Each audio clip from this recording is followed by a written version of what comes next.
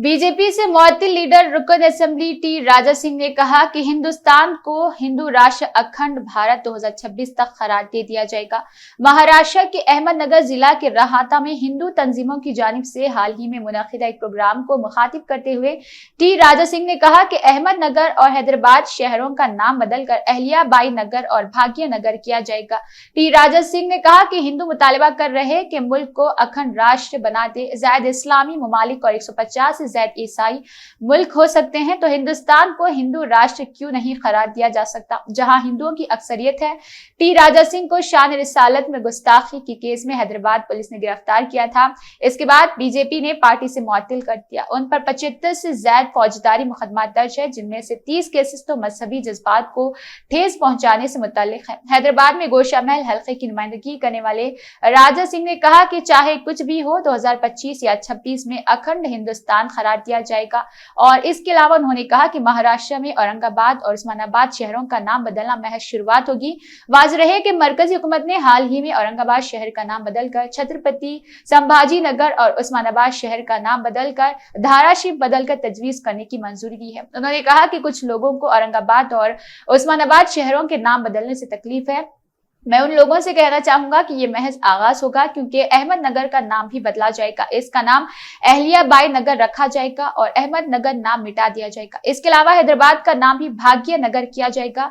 औरंगाबाद शहर का नाम बदलने की मुखालिफत करने वाले मजलिस के एमपी इम्तियाज जलील पर बजाहर तंज करते हुए सिंह ने कहा कि कुछ लोगों का कहना है कि वो औरंगाबाद में पैदा हुए और औरंगाबाद में ही मरेंगे। मैं उनसे कहना चाहूंगा कि अगर वो औरंगाबाद में भी पैदा हुए तो उन्हें संभाजी नगर में मरना होगा। आप हिंदू राष्ट्र में मरेंगे, ख्वाह कुछ हो जाए, नया नाम नहीं बदल पाएगा। लैंड जिहाद, लव जिहाद, अभी लैंड जिहाद के नाम पर जहां पर सरकारी जमीन दिखी वहां पर कब्जा। सागर जी ने बहुत अच्छा कहा कि हम किसी भी हालत में श्रीरामपुर चौक में शिवाजी महाराज की प्रतिमा स्थापित करते रहेंगे। क्या सागर जी का आप साथ दोगे? सब लोग कदम से कदम मिलाकर उनका साथ दोगे। श्रीरामपुर चौक पर शिवाजी महाराज की प्रतिमा स्थापित करोगे और उस प्रतिमा का जो भी नेता विरोध करेगा उसको नस्तो नाबूद कर दो। चाहे वो किसी भी पार्टी का नेता क्यों न हो। पहले और अब के महाराष्ट्र में बहुत परिवर्तन आ चुका है। महाराष्ट्र का अगर इतिहास उठाकर देखेंगे तो हिंदुत्व के लिए लड़ाई लड़ने वाले योद्धाओं का निर्माण महाराष्ट्र में हुआ है और आगे भी होगा। एक तरफ हमारे शिवाजी महाराज ने महिलाओं का सम्मान किया तो दूसरी तरफ आपके इस श्रीरामपुर में लव जिहाद के नाम पर बहन बेटियों को फंसाकर बेचा जा रहा है। आपको याद होगा कि महाराष्ट्र में श्रद्धा वालकर हो, रूपाली हो, उर्वशी हो, इन सभी नारियों को लव जिहाद के नाम पर फंसाया गया। श्रद्धा को तो दिल्ली में ले जाकर 35 टुकड़े इन हरामियों ने किए। 35 टुकड़े। आज हमारी महिलाओं को मैं संदेश देना चाहूंगा कि आपको जीजा माता का इतिहास पढ़ने की आवश्यकता है, झांसी की रानी का इतिहास पढ़ने की आवश्यकता है, अहिल्याबाई होलकर का इतिहास पढ़ने की आवश्यकता है।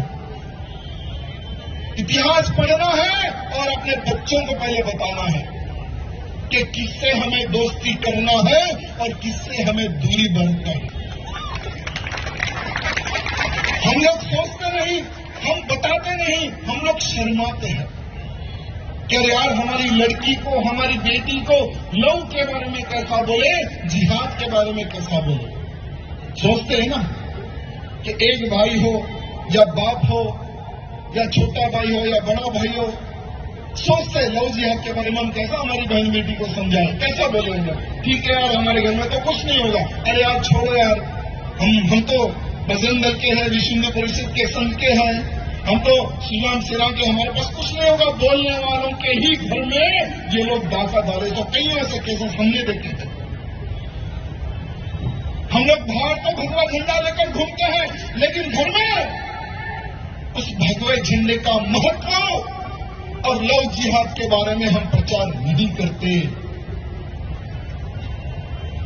मैं आप सबसे निवेदन करना चाहूंगा,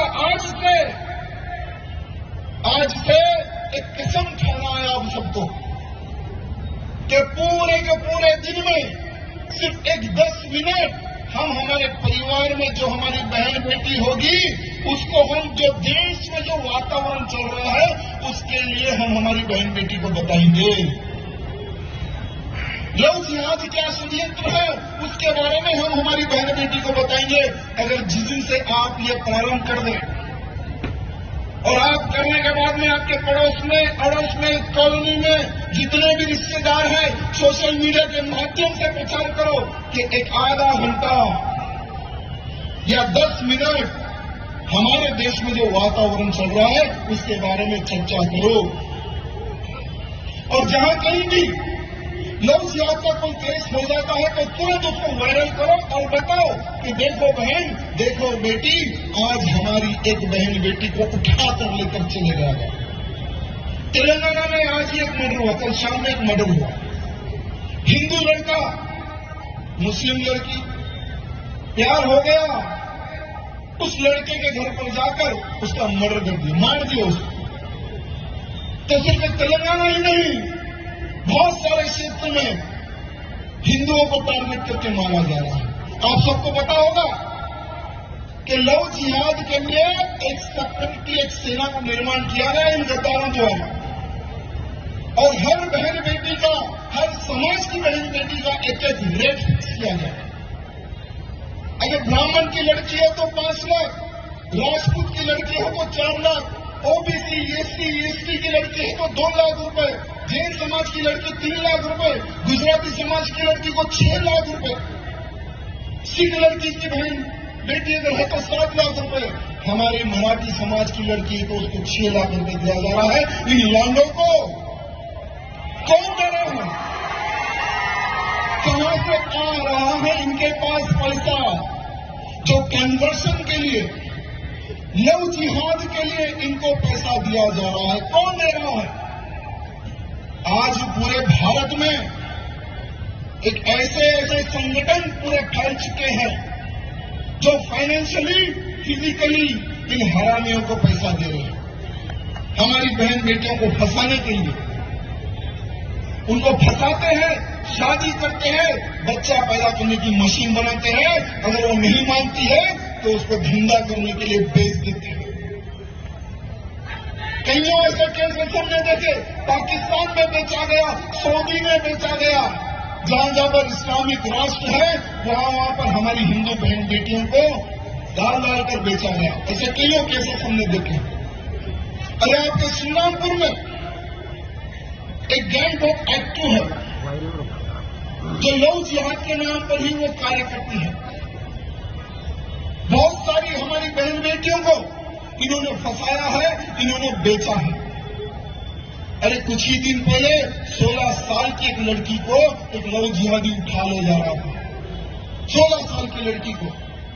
तो यही हमारे सागर जी के ग्रुप ने उसको पकड़ा है ट्रेन में जाकर, उस लड़की को बचाया है। ऐसे कई लड़कियों को इनका ग्रुप द्वारा बचाने का कार्य चल रहा है। और ऐसे कई संगठन हैं जो लव जिहाद के नाम पर कार्य करते हैं। उनको एक समय पहले पुलिस प्रशासन से भी सहयोग था, कुछ पुलिस के बड़े ऑफिसर भी उनको सहयोग करते थे। 3-3 साल हमारी बहन गायब है, हमारी बेटी गायब है, कंप्लेन ले लो, कोई कंप्लेन लेने वाला नहीं था। लेकिन यही ऑर्गेनाइजेशन, कईयों हिंदू ऑर्गेनाइजेशन विरोध किया, तब जाकर इंक्वायरी बैठी, लड़की मिली और वो एक ऑफिसर पता नहीं अभी गायब है, किस क्षेत्र में है पता नहीं।